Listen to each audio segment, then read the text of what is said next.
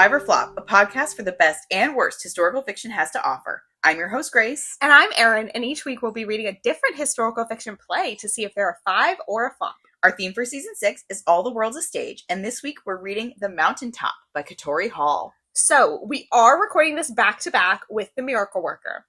And as you know, we had Cocktail Corner. So obviously, we're on our second cocktail. However, it's the same one, and Santiago has a new connection for us. So, we asked Santiago, tonight we're recording, the material you have to work with is Helen Keller and MLK. Spoilers for if you didn't know what The Mountaintop was about, it's about Martin Luther King. And so he made one cocktail that relates to both. So Santiago, can you explain to us how this cocktail relates to Martin Luther King Jr.? For sure. Do you want to know the name first? Oh, there's a second name? No, it's the same name, but Okay. for our audience members who may have forgotten, it is called Blind Optimism.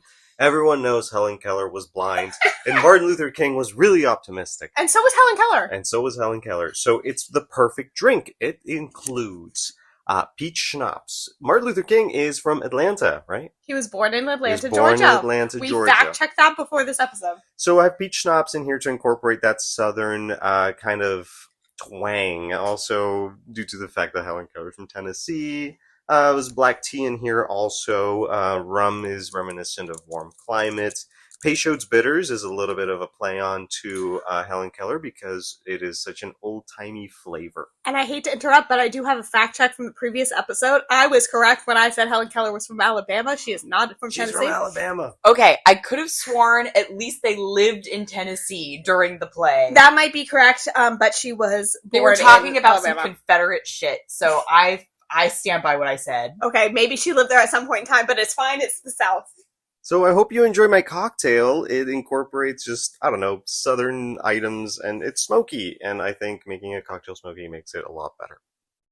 And it is very good. We're on our second one, so I'm sure our listeners will be aware of that. You'll be able to tell. And also, I agree with you, I love a smoky cocktail. So thank you, Santiago. You know, I enjoy smoky, but I don't like when the smoke is in. We have a smoke infuser that I got for Santiago for his birthday when I was still giving him fun gifts, i.e. not clothes and car keys. And I like that better than like a smoky liquor. Like, I hate mezcal. Well, let me say something. As our audience may or may not know, and as Erin and Santiago do know, last summer, about this time, I developed a sudden and extreme intolerance to caffeine. The worst thing to happen to you ever. Yes. And right before that happened, I ordered black tea online, as I am wont to do, because I love black tea. And I had ordered a tea that was literally just plain black tea, but they had pine smoked it. Oh. And it was so fucking good. And I still have it, because what am I going to do, throw it away? You can take your And caffeine pill. It just taunts me. Your caffeine pill, which is the opposite of our caffeine pills, which give us caffeine. Mine takes it away. Shout out to Famotidine, my best friend, Famotidine. All right. Well, thank you, Santiago, for joining us again on this week's edition of Cocktail Corner. Thank you. And next week, the task will be easier. As I scroll down to see what play we're reading next week. All right. So before we talk about the Mountaintop, which I am very excited to talk about this week. Yes. What's new? I've heard you've had some exciting activities that overlap with many of my activities. Yes. Okay. So as our listeners, again, may or may not know, because I don't know what we talk about. It goes in one ear and out the other. You are like Miss Workout Class. Yes, I was actually rethinking recently about the whole saga of me trying to sign up for a Solid Core membership. Yes. And so that's right. We did talk about the saga of the Solid Core membership. Anyway, I am not Miss Workout Class because I am not a huge, like, organized exercise person. You're a And YouTube video yoga class girl. Yes. And even that, like, not on a regular basis. And also, I'm just, like, cheap. Yeah. So, Famously, me too. not good qualities. However, I have joined the Y. I've decided, like, I'm a grown-up. Okay. It's time to be a little bit more active. We can diversify my activities. The Y you is know. also very close to you. It's extremely close to me, which is why I did it. Which is why I did it. But they do not have after work yoga every day. And I simply am not going to change enough to go to before work yoga. I hate before work yoga, or not yoga specifically, but I hate before work workouts. I've tried it. I hate it. It's hard. However, if you have the kind of job that's like the flexibility to do a lunchtime, I love a lunchtime. Depending on my meeting setup, I could probably do a noon yoga. It's most jobs because I get a lunch. And most jobs, even when I didn't have a lunch, like I would always, at my previous job, I would always be working well more than 8 hours. So I'd be like, you know what? If I'm logging on early and logging off late, I'm going to work If out. they expect you to be on at 8 a.m. and off at 8 p.m., you can go to a noon yoga. Exactly. Anyway, but I was like, I'm paying for this membership, so I might as well try some other things, get my money's worth, broaden my horizon, etc. So I went to spin class. Ooh. I've never been to spin class before. Did your butt really hurt? My ass hurts so bad. And it was also just like, it's just embarrassing when you go and then the girl comes over and is like changing your bike for you. Oh, it's so embarrassing. It's just so embarrassing. And this was one of those, have you done like a color class? What do you mean a color class? So the bike has a little screen on it and it lights up in different colors based on your like level of difficulty. Oh no. Oh my gosh. So yeah, so the girl would be like, okay, everyone, now we're going to go up to red. But it like, the tech is based on like, it takes into account like your height and your weight and your, so you got to configure it. It's just hard to calibrate. And I had never been there before. So I would simply not be able to get up to red on cue. And that was also embarrassing. So it was a 40-minute class. The first 5 minutes, I was fine. Okay. Then the next 35 minutes, I was like, I need to leave now. Yeah. Like, I cannot be here. And then the last 5 minutes, then weirdly, I circled back around to fine. And I texted you and I was like, what the hell? Because I obviously know that you have been a soul cycler. Yeah. And I, you know what? Now I can, I haven't gone to Soul Cycle in a long time because also I'm trying to be cost effective. But now I will start looking at the schedule again for when they have a Glee class, because you will get a free class for your first time, and I will simply pay to go to a Glee class. Yeah. Okay, we can go. Us and Sarah. Yeah. So I think I'll go again because, again, like... It's a great workout. I've paid. It was a great workout. I've already paid. And I said that exact thing about, like, I liked it, and then I wanted to kill myself, and then I liked it. That's normal for most workout classes. And then the girl said, like, for me, the wanting to kill yourself of it all is, like, it takes you, like, 5 classes to just kind of be, like, this sucks, but I can do it. Oh, yeah. So maybe I'll do a handful more. I do think I'm mostly going to stick to yoga. That's fair. Because that was my, like, I was like, I'll do yoga classes. I'll have access to the treadmill. I'm going to try and do a little swimming. I gotta go to YMCA. Man. Yeah. I get a VIP guest pass twice a year, so you can come once. But yeah, so I'm just happy to have, like, tried a new thing, even though I didn't really like trying a new thing. Good for you. And sometimes that's what's most important, is just getting outside of our comfort zone. Yeah. And then when I was leaving, I was walking out, and the studio next door had a class going on that was something really involved that had, like, related to barbells. Oh. So I was just like, I'm not going in there. Like a lifting class, yeah. Yeah, I was just like, I'm not doing that. Like, I'm only but so evolved. Flynn has decided to join the conversation. Ready to shake? Ready to get your noise all in the microphone? So I have 2 things to talk about for this week for what I'm up to. Great. I am actually, now that we've talked about my saga of trying to get a Solid Core membership, I am actually retiring my Solid Core membership, not of my own volition, but because I took a salary cut this year. And also, like, I just need to have more time. And you have to book those classes so early to get into it. You do. It's a 50-minute class. But it winds up being an hour and a half with getting there and getting ready. And then I have to come home and shower. And that's another 20 minutes. And it's so long. I genuinely think, like, I would work out way more if the element of having to take a shower was not part of it. Oh, yeah. If that and then wash the extra clothes. Like, oh, God. Please. No. But so Solid Core is very expensive. But it's also just, like, it's a time suck. I have to book it out. I feel like I'm saying no to, like, how many times have I said, oh, we can't pause record, like, I have Solid Core? Yeah. Like, it's just, it's a big time commitment that I'm not willing to make when I could do a YouTube video workout at home. However, something like YMCA that gives me a bit more flexibility might be a good option. So we'll look into it. We'll see. We'll reevaluate. But that's not what I wanted to talk about this week. That's not what you have written down. I forgot to talk about this last week, as you may have heard, but I went to New York this past weekend with my mom and my sister. My mom, #1 fan of the pod. So we went to see Bon Jovi Forever, which was their, like, reunion tour, because we're big Bon Jovi fans. This was, like, my mom's Eras tour. I have a story to tell you about that before you get into the importance of Bon Jovi. So when you were in New York seeing Bon Jovi, I was at the beach. Yes. And we went to go get ice cream. Okay. And some old guy was the guy who was serving us the ice cream. Okay. And he was playing Bon Jovi at the ice cream stand. What song? I don't remember. Fake fan. And absolutely. I never claimed to be a fan of Bon Jovi. I admire him. I don't know the songs.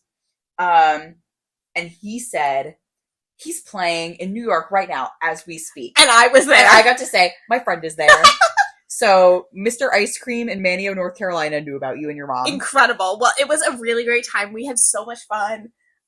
He played, I mean, like, we grew up listening to Bon Jovi. It was, like, my mom's favorite band. So, like, of course, it's like how my kids are going to listen to Taylor Swift, you know. Yeah. So they played all the big songs. So, like, obviously I knew all of them. And also some of the newer ones, which I really like.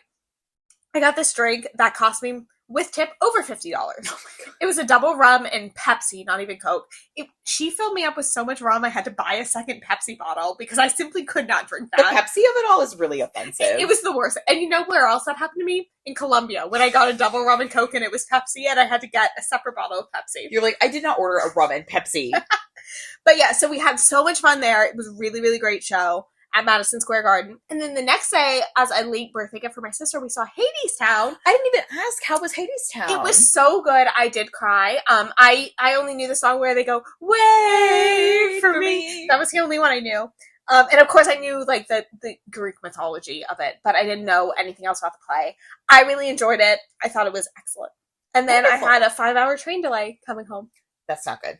in which I watched a lot of episodes of Kunk on Earth, which if you hadn't seen, you would really like. I've only seen clips. Oh, you would enjoy it. It's on Netflix. Okay. Good to know. But Good yeah, to know. so I had a really lovely time in New York with my mom and sister. So shout out to them for a great weekend. Girl power. Girl power. And did you read on the train? Yes, but I read at the Miracle Worker on the train. Ah, okay. So Sorry, my segue was a failure. I actually, as I was filling out the script, I started listening to a new audiobook. Onyx Storm.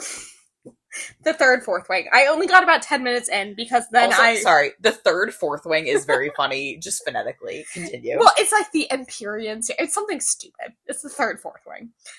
So I had to pause while I was doing this because I started cackling out loud at the full dedication of it, I can't wait. which they read out loud in the Libby audiobook.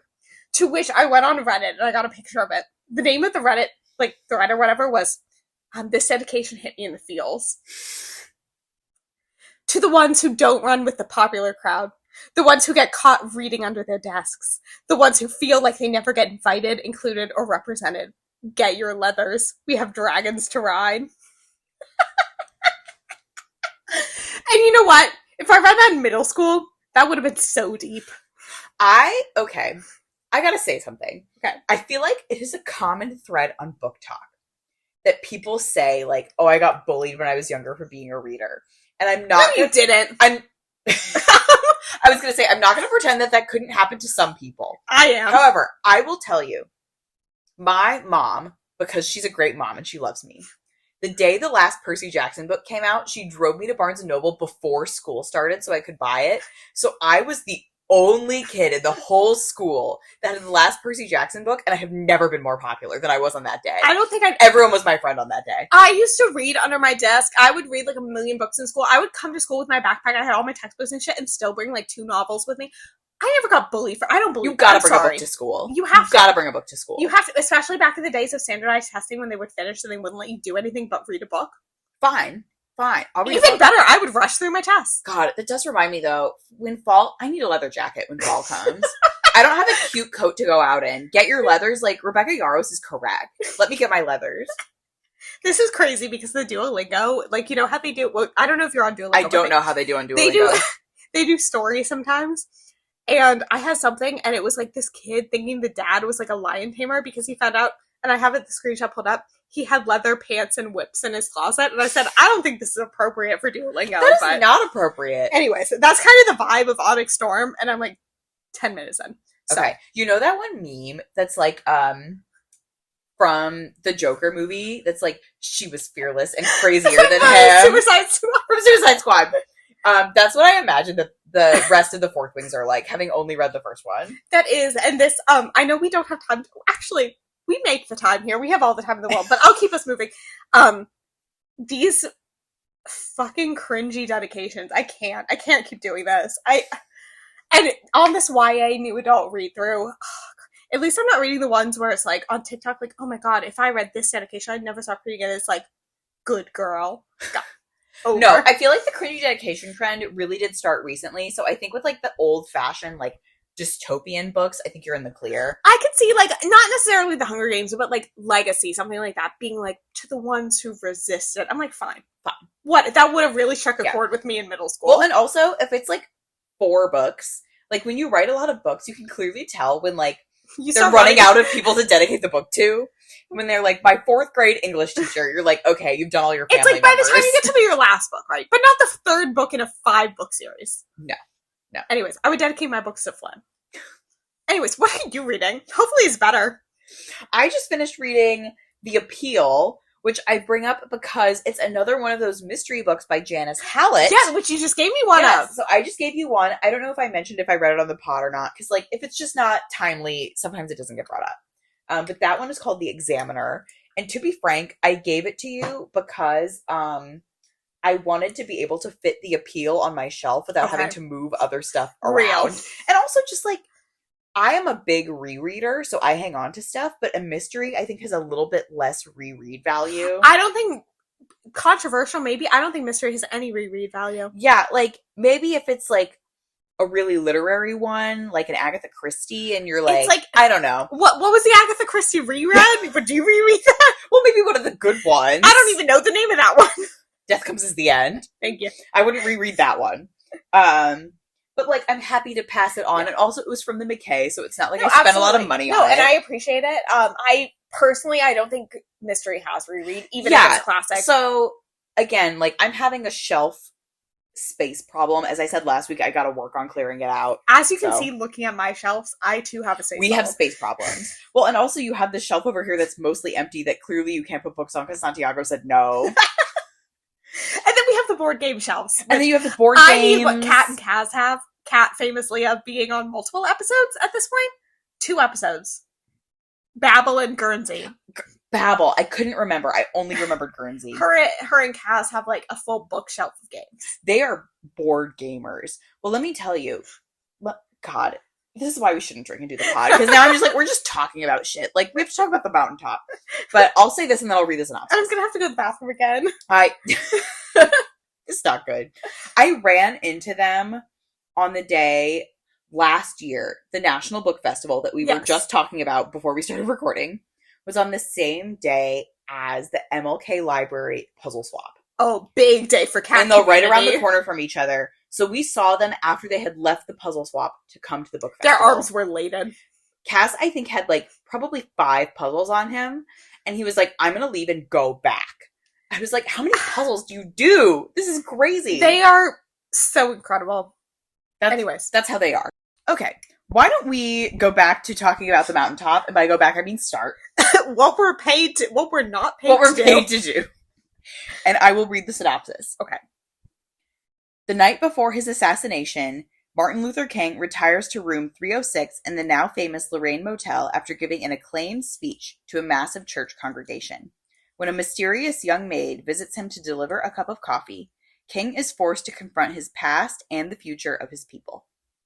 All right. This was a 2-paragraph synopsis, but it was another situation where I cut the second paragraph because it was just like Katori Hall's masterwork of literature. And this already seems better than last week's with the Miracle Worker. That was with the wrong information. Where we were lied to. Yeah. And, okay, this is something that you and I have discussed, and we said we're going to wait to bring it up in the episode. Okay. This is our only female playwright. Oh, we fucked up so bad. Yeah. Well, I think... Not to absolve us of blame, I think the establishment fucked up. I think that's true. By rising to fame only men. The default of playwrights being men who write about Catholic persecution. Yeah. We only value Catholic persecution here on the pod. So we do want to take a step back. Perhaps this is our own bias of looking at more popular plays, and that has naturally led to being less female playwrights. As you know, I think as we've made clear 6 seasons in, we do strive to maintain a fair balance between, authors of different gender identity, and we definitely miss the mark here. But not that this makes it better, Katori Hall really outsold. And honestly, when I go into my stuff that I researched about her, I am a Katori Hall fan. So maybe the best female playwright we could have had. Absolutely. And I do think most of our seasons do kind of turn out gender balanced in the favor of women. Yes. So, like, again, this is like not a different genre, but somewhat a different type of writing. Yes. So obviously not cool that we mostly have men. However, Katori, fantastic. And also good to have our only woman is a Black woman. Yes. So great. And also going in, we also knew we were going to have a very hard time with global representation to begin with. This is also still just American. This is kind of a subset of that, of what we're able to access. Mostly American or European playwrights. Yes. Mostly white men as a result of that. Yes. But let's talk about Katori Hall. I can't wait. Also, a lot of our playwrights this season are dead. Older, not She contemporary. Is, in fact, alive. Katori is still working, and we love that for her. Pretty young. Quite young. So Katori Hall was born in 1981. She was born in Raleigh, but she North Carolina rep. I lived there for 6 months. But she was raised in Memphis, and her family Okay. is from Memphis. So Fabulous. for all intents and purposes, Memphis. She is extremely, it's giving R.F. Kuang in terms of her like academic accolades. So she attended Harvard undergrad, casual. Unlike me. And then programs at the American Repertory Theater Institute, also at Harvard. Fabulous. And the playwriting program at Juilliard. Okay. And while she was at Juilliard, the project that she was workshopping while she was at Juilliard was the Mountaintop. I did. So I actually, because I really liked, getting ahead of myself, because I love this play so much, I went back and read the introduction. And I was that reading does about mean that. you like it, because I do not read that shit unless I got to. No, I went back and it's like, this was one she workshopped like in a writing group. And I'm like, that is very cool. Yes, so this was her first play. It premiered in 2009 because she was like an unknown playwright. She could not secure a venue in America, so it premiered on the West End. On the West End, it won the Olivier for Best Play, which is their equivalent to the Tony. Yep. And then it transferred to Broadway in 2011 with Samuel L. Jackson and Angela Bassett. Samuel L. Jackson, official friend of the pod, for also being in the piano lesson. Exactly. And to be honest, I was like thinking in my head, I was like, I would love to see this because from Angela Bassett did the thing. Well, first of all, love Angela Bassett. But Angela Bassett in this play is playing a character that's fictional. Yes. Samuel L. Jackson, I'm like, he does not really give Martin Luther King to me. However, I do think he's a good actor. Oh, yeah. So I would love to see what that was like. I think before this season, I did not know he did so much theater. He's clearly like a classic, like maybe not Shakespearean trained. He could be. I didn't look it up. Yeah, I know. But like, he's got his chops. He's been I thought of him mostly as like movies and stuff. I didn't know. associate him with theater. I'm moving because Flynn climbed right up next to my head and started to snore. So I'm going to move. She said it's sleepy time. Also, at some point, I definitely whacked the mic with my hand. So Flynn does not care about Katori Hall, apologies. Which is offensive because it's our only female playwright, which is classic because Flynn hates women, as we've established. Flynn does hate women. Anyway, I actually also learned when doing my historical accuracy research, which will come up later. Originally, instead of Angela Bassett, it was supposed to be Halle Berry. Of being a James Bond girl fame? I guess. In one of the worst Pierce Brosnan ones? She was great in the role. Halle Berry was in she was a Bond girl in a Pierce Brosnan one. It was notably the worst Brosnan Bond. Okay. But, I mean, she acted her ass off. The role was just, the movie itself was just bad, but she was great. Well, I found it was in a review of the West End production on NPR, and they were saying, like, oh, it's going to transfer to Broadway. You do so many levels of research. Well, like, one of the links from the Wikipedia page linked to it directly. Okay. So it was like, I need to read from the source to make sure the Wikipedia page is right. Fair. But apparently Halle Berry withdrew because she was going through her custody battle at the time. Oh, God. So I know, I was like, well, one, like, bad for her. I don't know how it turned out. But drama. So it became Angela Bassett instead, who is a great actress. However, I tried very hard to figure out why. The Mountaintop did not get any nominations for the Tonys. Okay, because you know what nomination is getting? Best pod book of the season. We'll get to that. Don't get ahead of yourself, Erin. I was just like, was there like a play that season that more people gravitated towards? One, do you know what won that season? If you have that? Hold on. That year, best play was a play called Clybourne Park. And the nominees were Other Desert Cities, Peter and the Starcatcher, which actually I saw and I love, and Venus in Fur. Peter and the Starcatcher was the book series? I don't know. I've seen the play. Peter and the Starcatcher was actually very notably a book series my mother and I both loved. Aw. By Dave Barry and Ridley Pearson, who wrote The Kingdom Keepers, which was the Disney book series of the Disney parks. Oh. Also very notable in my family for being Disney affiliated because we lived in Orlando. Obviously. And it was about, like, Peter Pan before he became Peter Pan. Aw. So actually that is a very notable one for me. It clearly didn't win, but notable. No. Okay, so on the Wikipedia page, I've said many times before, I start there, that I don't end there. I do other research, but I start on the Wikipedia page. They said this play was more controversial in America because it showed a more irreverent side to Dr. King. Oh, okay. That's something we'll talk about. Yeah, in the Black community, people were like, I don't want to hear anything negative about Martin Luther King. And then they were just like, British people don't have the same compunction, which, like, of course, like, Martin Luther King had nothing to do with British people. This is completely different, but it does make me wonder about the reception of O'Mary on the West End. That'll be interesting.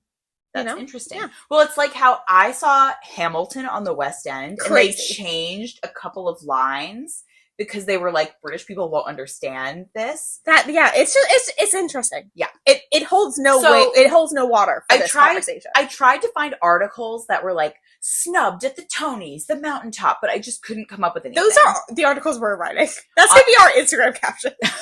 For real. Anyway, so that was Katori Hall's first play, and I will say, it did not get nominated for any Tonys. However, it recouped its investment. Okay. And if you know anything about Broadway, most Broadway productions do not recoup. Okay. I actually didn't know that. Yeah. So, granted, it's a 2-person production with 1 set, so it was not expensive. So did Bad Cinderella not recoup? It did not. So, like, a production like Six recouped pretty quickly, but they don't have a lot of costumes. They don't have any set changes. So, like, Six is pretty cheap as a production. Yeah. The Mountaintop is pretty cheap as a production. But that's a feather in its cap, and I'm not going to take away from it. So, Katori Hall has written a lot of other plays and productions, etc. I'm going to cite her 2 biggest successes that came after the Mountaintop, one of which I had heard of and had no idea she was related to it. Tina, the musical. I had no idea until you texted me. No, I was shocked because I was doing the research, and often, like, for a lot of these other playwrights, you've heard me be like, nope, I haven't read any of their other stuff. I haven't heard of any of their other stuff. I was like, I know Tina. For those of you not in the know, it's the Tina Turner musical. Oh, I'm always in the know. Yeah, so she, meaning Katori, not Tina Turner. Katori was nominated for a Tony for Best Book of a Musical. She did not win, but she was nominated, so it's a feather in her cap. And in 2021, she won the Pulitzer Prize for Drama for her play, The Hot Wing King. It had a limited run on Broadway that unfortunately was cut short by the pandemic. It was not intended to be limited, but it's always a feather in your cap to win the Pulitzer. We are happy to collect another Pulitzer winner here on the pod. And currently, we're going to have to redo that bonus episode. Honestly. And we're going to have to add in a Tony's and an Oscars category. Yes, that'll be fun. She also has a play, a little bit of vulgarity coming here, called Pussy Valley. It's about a strip club in Mississippi. Okay. And she is the showrunner of a TV show adaptation based on that play. Wow! It's on Stars. It's called P-Valley. And season 3 is apparently going to come out this year.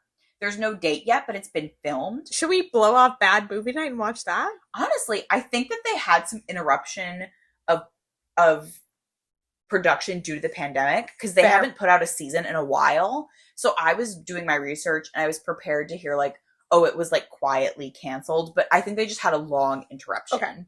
So yeah, Katori Hall is actively working and she's currently a showrunner, which is fantastic. I feel like we don't have many millennial pod authors. No, we have Queen Nguyen and kind of that's it.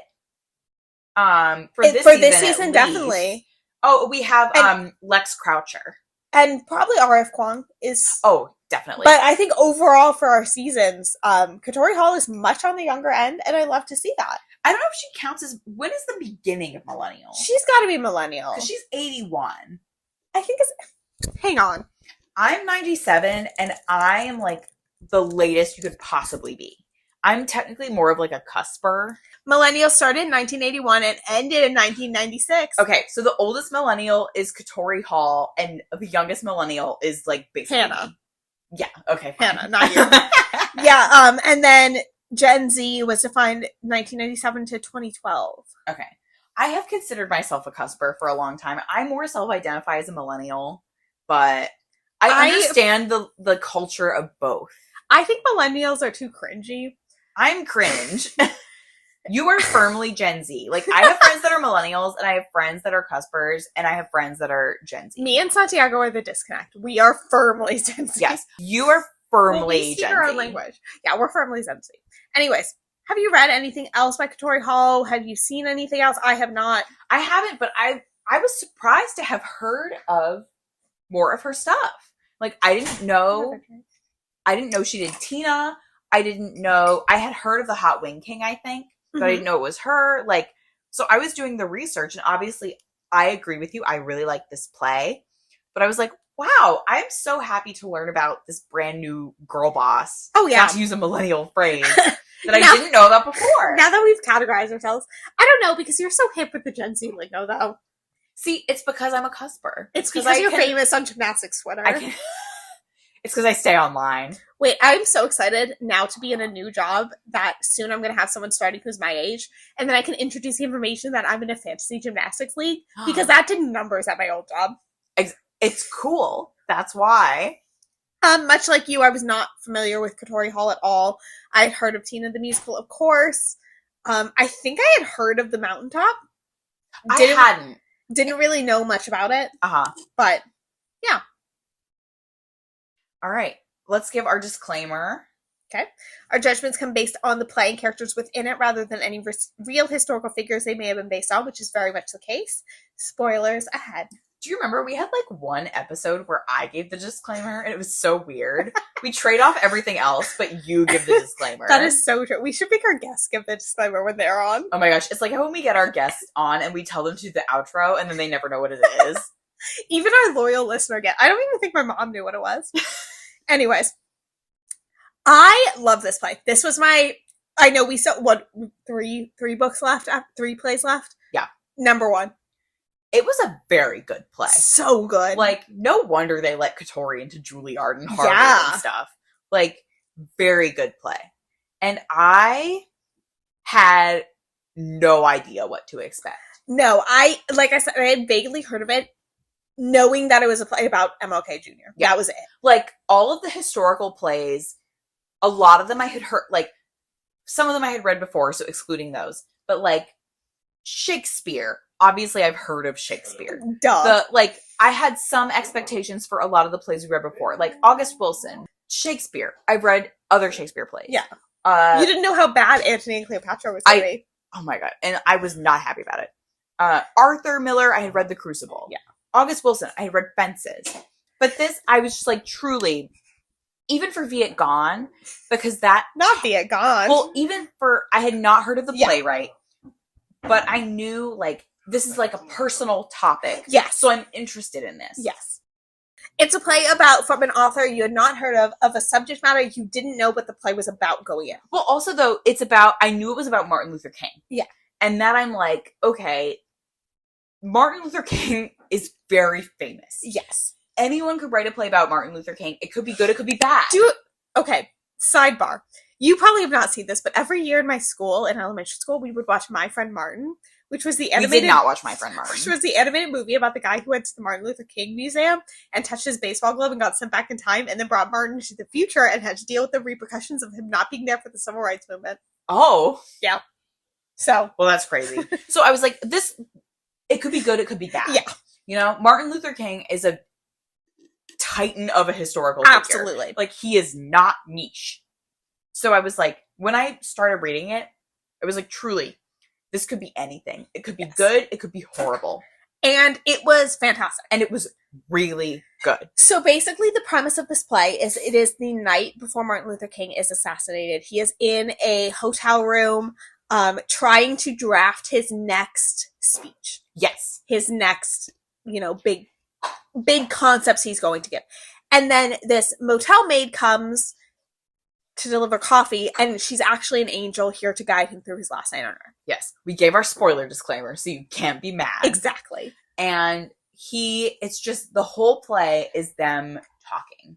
And I find a two-person play very fascinating. Conceptually interesting. It's difficult. It gives you nowhere to hide. You have the same two people on stage the whole time. Like, at the very beginning of the play, there's a little bit where it's just Martin Luther King, and it's just him. He sent his associate out to buy cigarettes. But very quickly, the female character, Kamei, comes in, and the whole rest of the play is just them talking. And you have to be a really good writer to pull that off. God, their back and forth was so good. Because you have MLK, who is this massive historical figure you're working with, who is also so incredibly humanized. Right off the bat, they're like, he pulls off his shoes, his feet smell so bad. Like, he's just a man in this play. And that was one of the things I'll go into a teeny bit later. You know what? I'm not going to go into it later. I'm going to go into it now. Okay, cool. Because I don't have, like, a lot more to say about this. But audiences in America, especially Black Americans, were like, we don't want to hear stuff like this about Dr. King, especially because he, like, flirts with Kamei. Like, it is something that we all kind of know, that Dr. King cheated on his wife. Yeah. But they were like, we don't want to hear bad things about our heroic figure, which I understand. But Katori Hall is like, he was just a person. Like, he did these fantastic, amazing things for Black Americans, but he was just a man, and that is one of the themes of the book. And from Of the play. my perspective, I think it's almost more powerful, like, knowing that these titans of history who we look up to and are still so highly revered are just people. I think it's incredibly powerful to show that demonstrated, to show that, and this is jumping ahead of myself, but one of the major themes in this is MLK originally not wanting to pass that baton on to people to lead the mission, but just seeing that he is just a man, and then his ending point, now I'm really jumping ahead, his ending point being anyone can pick up this baton is so powerful and made so much more real for me. And we talked last week, when we talked about the Mural Hole Worker, a little bit about these characters are characters and these characters are allegory. I think in this play, you sit in the middle. Yes. Because Kamei is obviously allegory. We'll get into her more later. Martin Luther King, I feel like he is allegory in real life. Yeah. Like, we as current 2026 Americans think of him in that way. He's just become this figure, and he was also, though, just a man. Yeah. And looking back on some of our previous works, like, for example, I didn't bring this up in my research for A Man for All Seasons, but by all accounts, Thomas More, in somewhat based in history and as represented in some of his other literary works, was kind of a womanizer. Yeah. And he was not portrayed that way in his play because Robert Bolt's priority as an artist was to portray an allegory and a metaphor for standing up for your beliefs. In this play, Katori Hall's, oh my God, we've already been talking for 40 minutes. Jesus Christ. Katori Hall's priority was to show a real man. Like, Absolutely. Not a figurehead, just the man that Martin Luther King was. And she really succeeded in doing that. Exponentially so. I think he was, in my opinion, the realest character we read this season. Wow. I think that's high praise. That's high praise. And I think MLK as a character in this play stands amongst the most real portrayals of characters throughout any season. So Martin Luther King is one of those figures, like Thomas More, where it's like he's been represented a lot in a lot of different works of art. Absolutely. And a lot of different authors and playwrights and artists have had their different own perspectives on him. So this is a really, to me, interesting and unique portrayal of Martin Luther King. It's kind of like what I said about Joan of Arc. I was like, I respond positively to this portrayal of Joan of Arc. Yes. I respond positively to this portrayal of Martin Luther King. 100%. And again, we're coming to it from a non-Black perspective. Exactly. Which you all know, the pod listeners know. But so obviously our perspective is going to be different than other audiences, and what we're going in with is different. However, we also can just respond positively to what is good writing. Yes, and this is good writing. Just simply the dialogue alone is so sharp in this, and so like they're MLK and Kamei's back and forth, so quick-witted, so fast. And we both jotted this down. There's one point where there's like a moment of tension, and then Kamei just breaks it by being like, oh God, let me call God on her cell phone. And Martin Luther King is like, what is that? No, literally. It is like just so amusing. the fact that, okay, so let's talk about Kamei for a little bit, because I feel like everyone is like, okay, we know who Martin Luther King is. Like, stop mansplaining. Like, please just tell us about Kamei. So, I spoiled this a little bit for myself because I read the introduction first, because I knew I was doing the research on this episode, and as I've said in the past, I read the introduction if I'm doing the research, and if I'm not, I don't. Grace just likes to state that she's better than me. If I'm not doing the research, I don't read the introduction, so that doesn't make me better. I don't read it unless it's a full 5 stars. So you're like, you have to earn it. So at the beginning, you do just think Kamei is the hotel maid there to bring Martin Luther King the coffee that he's ordered. But it becomes clear that she is an angel. Mm-hmm. And she tells him, you are going to be assassinated tomorrow. Yes. So I did have that spoiled. And sorry to interrupt you, but it is hard for me just reading a play to evoke enough emotion for me to cry. I cried at Hadestown. I'm a big crier when I'm seeing live plays. I teared up a little at 1776. Like, I was just very moved. I cry easy at plays, but reading it, no. But I cried for the first of several times in this play when Kamei and it's not a long play. No, and when she was saying that she came to MLK, like, she wasn't going to take this job. And then she said something, let me find it. I wrote it. Oh, she said she came because his daughter prayed for her dad not to die alone. Oh. Like, I started crying immediately. I mean, personal, but like, I started crying immediately at that. Yeah. This play, gosh, it was so good. But no, so... But that's why she takes the job, to come and like see him through his last life. Yes, and then slowly, Dr. King realizes she's not just a normal hotel maid. Yep. And then she tells him that she's an angel and that he is going to die tomorrow. Yes.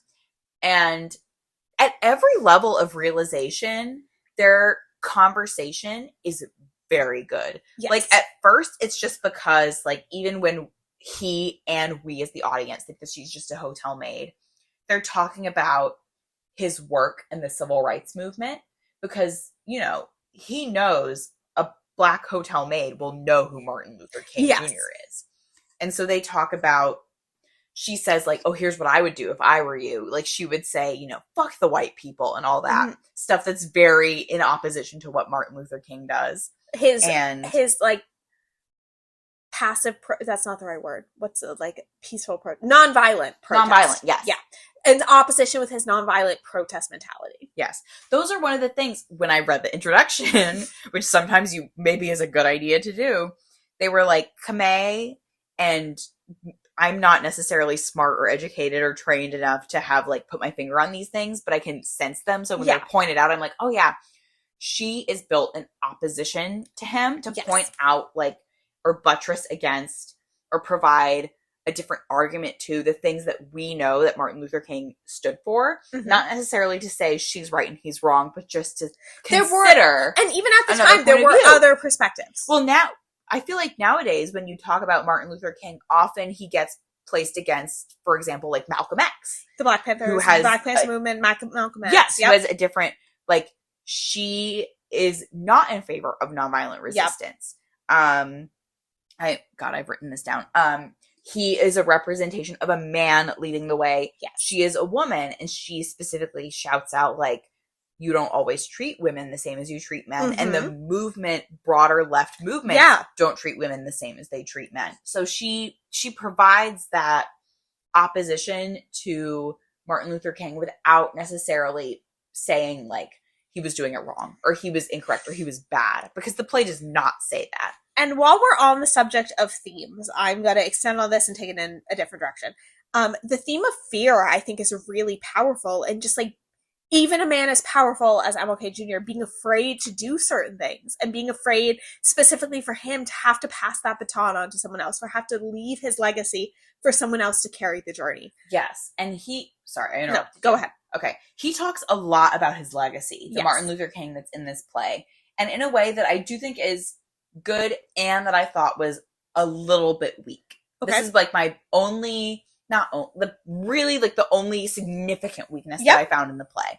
So first, I thought it was significant to talk about Martin Luther King and how he thought of his own legacy. Mm-hmm. Because even we knew we as if I was alive.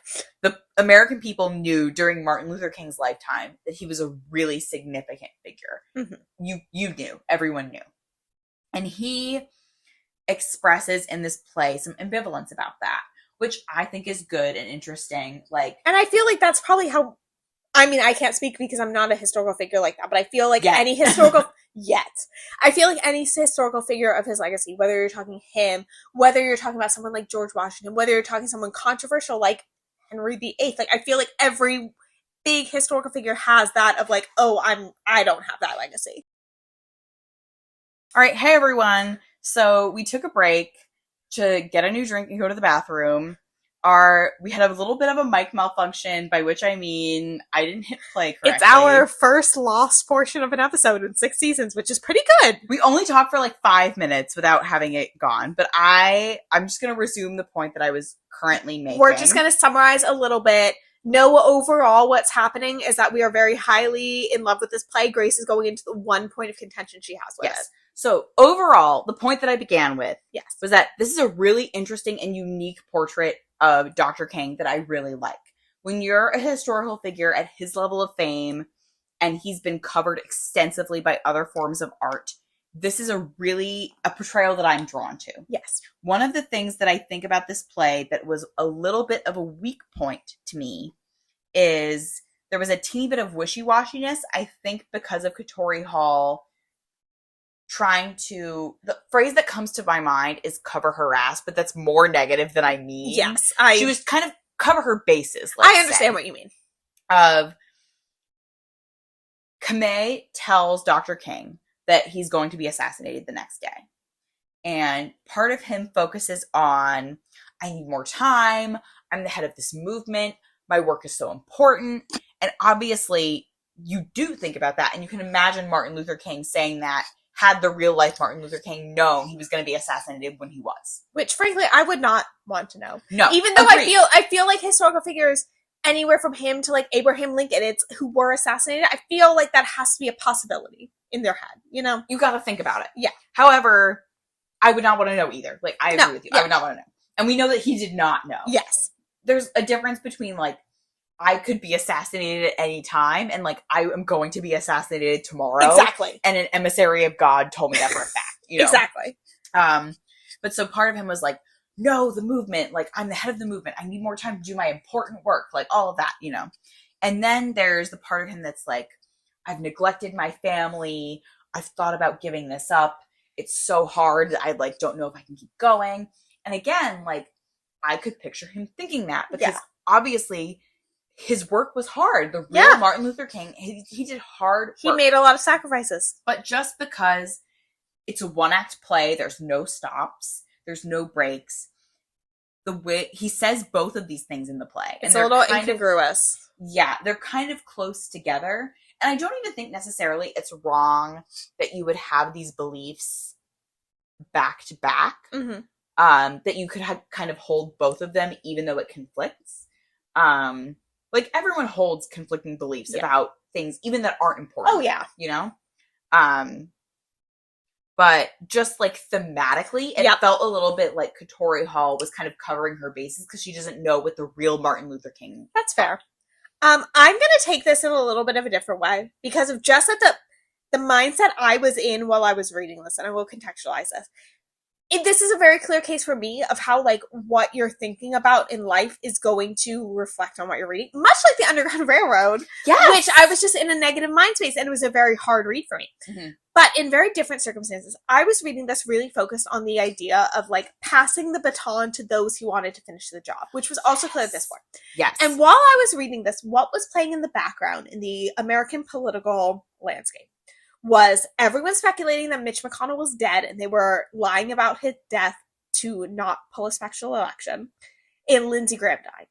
And in my head, crazy week. It was, let me tell you something. In the middle of all of this, I was on the phone with my mom, and we are like pop culture gossipers together, as you know, as are we. So, great. I love that. Yeah. And she was saying, like, oh, I feel like there was something that I was going to talk to you about from pop culture. Like, I just don't remember what it is. And I was like, it is either Lindsey Graham and Mitch McConnell or Blake Lively not getting invited to Taylor Swift's wedding. Exactly. I was like, those are the only two significant things that happened this Those are the only things happening. But anyways, so in my head, I was just in this minefield of, wow, that compared to not wanting to pass the baton because he had a job to finish versus the politicians of today who won't pass the baton but won't do their job. Yes. And so I think you are old. Just retire and die like a normal person. Listening to what you're saying to me now, it's like I completely see that reading. I'm like, however, at the time, that is not what I was taking away from this. And I was taking away from, wow, it's so inspirational that someone can recognize that these things that they had to sacrifice, but at the same time, not willing to give that up because they know they have a job to do. Versus at the end of the play, in Martin's final sermon, where he was like, basically anyone can pick up the baton. I thought that was so inspirational compared to what we're seeing play out in real time. And also, Katori Hall threads the needle so well of Martin Luther King is like, I need to continue this work because it is beneficial to the broader Black community if I do so. Yes. Versus the kind of ego of like, I want to be the important person here. Yes. She did both very well. And I think for any massive historical figure, I feel like there's some walking that line because it's just, even in my day-to-day, I think of like my stupid office job. I'm like, okay, this needs to get done because it needs to get done, but also I want to claim credit. And that's true of anyone I think that has ever been in power. Like, oh yeah. Do you ever read the news and you look again, like at someone who's like a senator or a president and you're like, God, who would ever want to be president? It's because someone wants power and they want to be important. Exactly. And everyone, no matter the degree, like I don't want to be president, but I still want to be important. We all in some way want to be important, but we also recognize what's important to the broader representation, you know? Yep. Things that matter to all women matter to me. Things that matter to African Americans mattered to Dr. King. Mm-hmm. That doesn't mean that he didn't have his own ego, which we see in the play, but also his love and his care and his investment in his community was also evident in the play. Yep. And also what was evident, and I think what was very smart from a craft perspective from Katori Hall, was Kamei being completely fictional. Yes. She could respond with anything. Yeah. But Dr. King, she must have known there would be a response to how she portrayed Dr. King. Limitations to how she could frame him as well. You do have to be limited somewhat by history. Yep. Not completely, because she was perfectly willing to have him be portrayed as a womanizer, which seems to be true, all of this stuff. But any response that came from Kamei, who is half of the play, she could do whatever. She had complete license. So I think that was smart of her to create that character in that way. And I think a lot of times, and this is kind of segueing into the ending and wrapping up what I have to say about the play, even though I feel like I could talk for 100 years about this play. So I'm trying to rein myself in, knowing we've already talked for so long and already lost like a good couple minutes of the episode. Sorry. But my fault. Kamei she was just so powerful in offering that alternative response, in saying what couldn't be said, because she was an angel of God. And sidebar, I really love that when she was like, where are your wings? She like grabbed her boobs and she's like, here they are. Yeah. Loved that. That was funny. I thought that was really funny. Another moment of comedy. But she also had the lines that made me cry. She had the one about MLK's daughter, and then towards the end of the play, this was kind of both of them, but Martin Luther was giving his final sermon and she interrupts him, and his final sermon was about passing the baton. She interrupts him and she goes, it's time, meaning it's time to die and time to pass on. I started crying then too. But she's just so powerful. And then even before then, Martin Luther is kind of like, well, what happens after? What happens after I die? And she gives this, I think we had a different interpretation, because I think you wrote something about if she was singing at the end. Yeah, at the end she's saying, the lines are very poetic. Like the rest of it is very conversational. And I was like, is she singing a song? Or is she just like reciting like a poem? I don't know if you personally had this experience in high school, but I had no friends. So I watched a lot of spoken word slam poetry on YouTube. I did not. Okay, I'm not talking about the Fred part. I'm just saying I did not watch slam poetry on YouTube. Anyway, it was, to me, spoken word slam poetry. Just kind of talking about everything after in the Black community. Martin Luther King asked, like, what's going to happen? From Run DMC to Obama's inauguration, like everything in between. Like it just so much of history just in this. And I think it's a really great breakup of the back and forth straight dialogue. Yes, it was lovely. It was a beautiful, it felt Yes. powerful to me, even though I wasn't watching it. I was just reading it. And even then I was like, is this a song? And like, how it was displayed in the stage directions was you were supposed to see projections behind them of like scenes from all of these different events she's referring to happening. Yeah. This is one that it was, as I said at the beginning, I don't really cry reading plays. I cry seeing them. It had me crying reading it. I can't imagine seeing it, just the power of it. We've had a bunch of bad plays in a row. We have, or at least plays, because there were some that I like. Can I just say, we've reached the mountaintop? Oh my god, that was the other thing that I was going to say. So obviously, this is touching on historical accuracy a little bit, but the last speech that Martin Luther King gave in real life before he was assassinated was, I've been to the mountaintop. And in this play, Katori Hall portrays heaven like coming from Kame as like, let's go see the mountaintop. And that was emotional. Katori Hall, please come on the pod. Please. We love you. You were up there. You were with the Lisa C's. You were with the Ruta Sepetys of, if we had a Mount Rushmore. For Erin to say you are Lisa C, that's insane. If we had a Mount Rushmore of pod authors, wait, who would you put? You have to ask me that when I haven't had the drinks that I've had. I'm going to text you that tomorrow during the workday. Paulo Coelho. No, genuinely, Katori Hall is on the Mount Rushmore of pod authors. For me. That's crazy. And I know our Mount Not Rushmores. crazy. That's a high bar to reach, and I'm proud of her for reaching it. It is a high bar. I imagine each of our pod Mount Rushmores vary slightly. Probably, we have a little overlap. I would need more than 4, but I would put Katori Hall. What if we did the pod Mount Rushmore and it was like 1 per season? 1 per season? Yeah. Oh, then we'd have 6. Okay, We hang do a on. bonus episode. Bonus. Anyways, all this to say, the point I was trying to make is that specifically for that spoken word poetry piece alone, Katori Hall would make the list for me. No, I think sometimes this is a strength and sometimes this is a weakness. That you and I follow each other on Storygraph. Yes. So if one of us reads a pod book or play first, the other one will see it.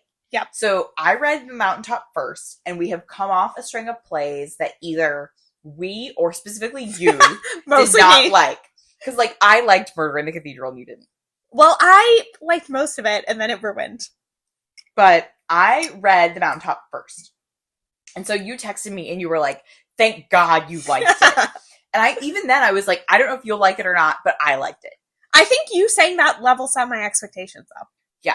And even then, I think I liked it a lot. I think it was fantastic. You liked it more. Yeah. So We've reached the mountaintop. we've reached the mountaintop. And I think with that, should we segue? Let's segue into historical accuracy. We've been talking for 100 Yes. years. I actually don't have a lot here, but I like what I do have, because obviously the conceit of this play is that one of the characters is completely fictional. I unfortunately cannot prove the existence of angels from God. I would like to prove that. I wish I could. You can work on it if you want. But I'm Side going to start. quest.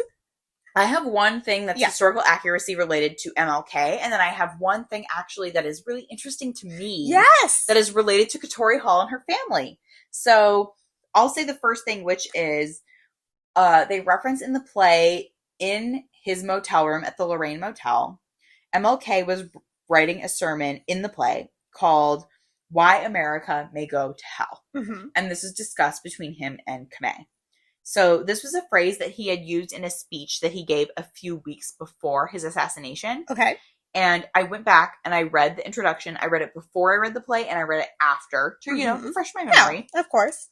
And they said, it is, quote, widely reported that they found a half-written sermon in the motel room after MLK was assassinated with that title, Why America May Go to Hell. So he at least had used that phrase. Yes. Maybe was going to expand on it. That was completely accurate. And we didn't even touch on that being the whole basis of him being like, America's going down. I kind of agree with him. And I parallel that to the point I made of passing the baton versus people not willing to pass on the baton. Yes. That is a whole sidebar, which will never get a bonus episode, but it should. Yes. And so obviously I'm not going to fact check like the broad points of the play that we all know are correct, which is Martin Luther King was assassinated in Memphis at the Lorraine Motel. It wasn't like a Helen Keller situation where the details are the points of the There's people. not a lot of details here. Yeah. Like, it was mostly made up. But I will say, so MLK, the title of the play, The Mountaintop, comes from his speech, which we kind of now have popularly titled, I've Been to the Mountaintop, which he gave on April 3rd, 1968, which is the day before he was assassinated. It's the day that the play takes place, the night that the play takes place. He's come home from having given this speech. He gave it at the Mason Temple in Memphis. Okay.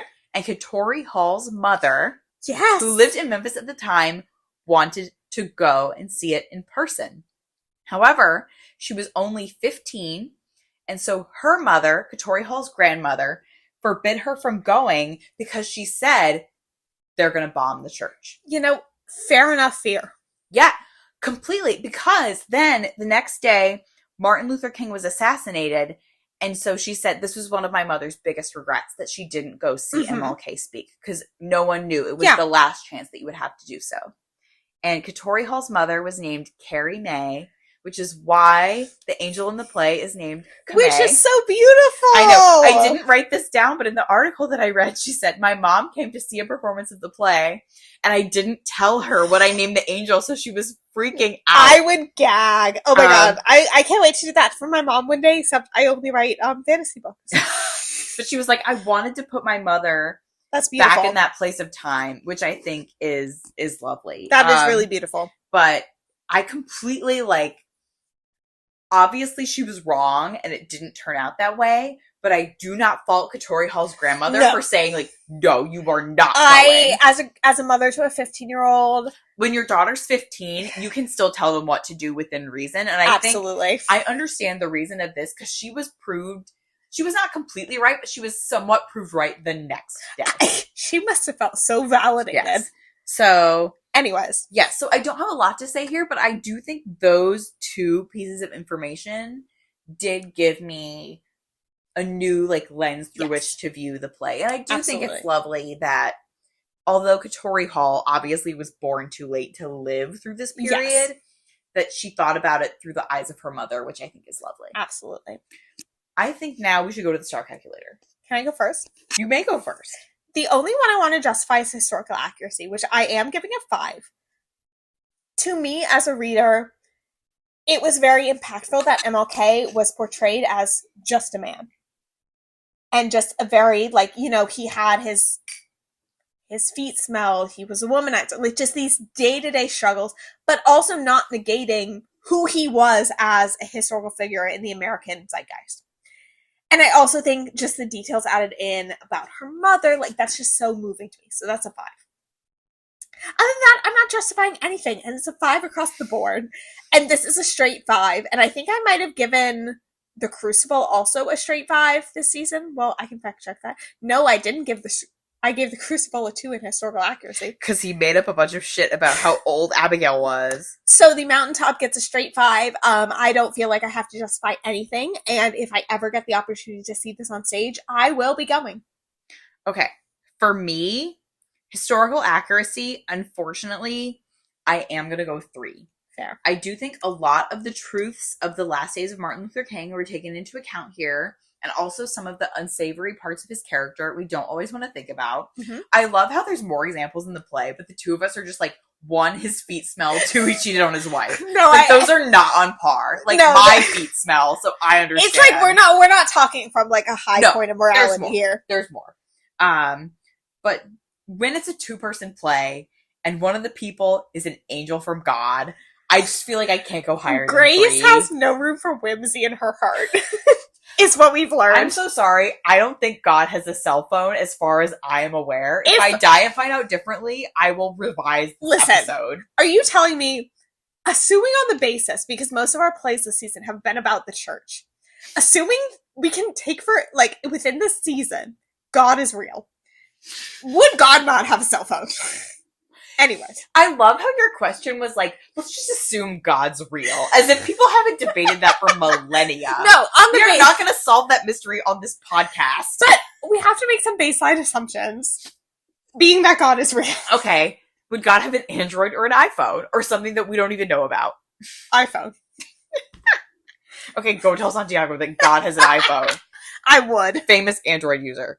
He just got an Android work phone, too. Whatever. Girl, I don't want to hear it. Okay.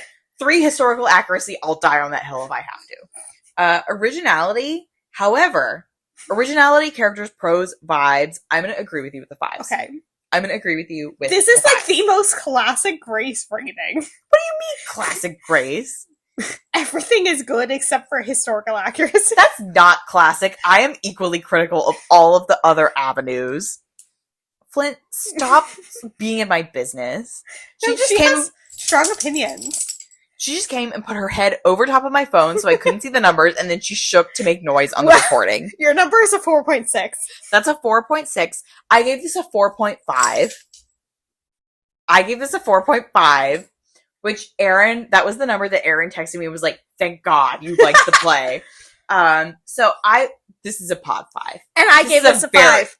This is a real pod 5. This is the Crucible. This is not a fake pod 5. And a fake pod 5 is when we give something a star calculator average of like 4.2. And then we're like, it's a 5. This is a 5. The Crucible was a 4.4 and we gave it a 5. Okay, so Crucible was a 5 from me. Yeah, but we both gave it a 4.4. Yes, because of historical accuracy. The art was 5. This was a 5. Katori Hall, please write more. Please I don't know if you'd want to be on our pod, but please come. You're always welcome. If we start the spin-off pod that has every single topic under the sun that every so often we bring up, that's like books that are unrelated to historical fiction and also the cocktail corner, we'll read Hot Wing King on that podcast. That is my dream pod. It's just like anything we want. Before we get to our outro, have I told you about the Instagram account for the podcast I've been seeing that's called Reading the Revolution? No. Which is essentially what I'm doing, but podcast version of reading the YA books that are like dystopian revolution. So it's like books about the American Revolution? No, it's like Legend and Hunger Games. And sorry. I understand. I thought you were just drawing a line. No, I understand what you were saying. But they're currently doing what's the one I like? Lunar Chronicles. Oh yeah. So I'm like, I have to give them a listen, but they have like 1,000 times, billion times more followers than we do. So like morally illegal. It feels bankrupt. Okay. Anyways. We need to stop. What the hell are we reading next time? We're back to where we began. Of Jonathan Bailey. By that I mean musicals. And we are reading and maybe listening to Sunday in the Park with George. But in the meantime, you can follow us on Instagram or Twitter at @fiberflop_pod. We have now officially 3 more books. And by books, I mean plays. That's crazy. By plays we're reading, I mean one that we are just watching for this season. And you have to make sure to tune into our Storygraph reading challenge so you can read / just watch for season 6. If there are any plays that you think we should read, and I know this is the play season, but we probably will read another play at some point in the future. I would imagine. We read The Revolutionists, not in the play season. You can fill out the recommendation form in the bio of any of our social medias, or with a suggestion or any other query, you can email us at fiberfloppodcast@gmail.com. And until next time, happy reading! Bye!